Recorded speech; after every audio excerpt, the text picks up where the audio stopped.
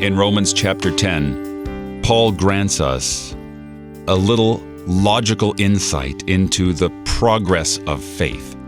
And he begins in verse 14, "How then will they call on him in whom they have not believed? And how are they to believe in him whom they have never heard?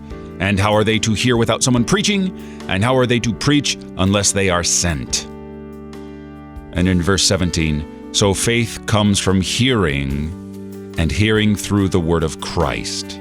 Now it's important for this verse 17, to be stressed. And why?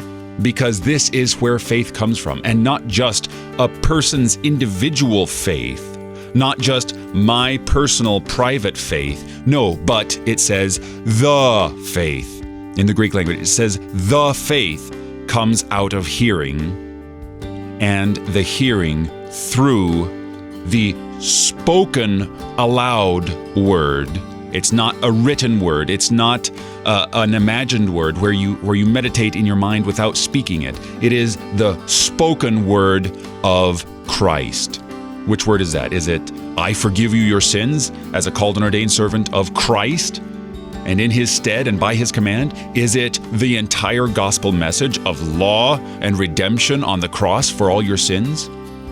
Why not? Why not all of it? I mean, to get to know Jesus, you need to know his story. You're listening to Oratio, part of your morning drive for the soul, here on Worldwide KFUO. Christ for you, anytime, anywhere.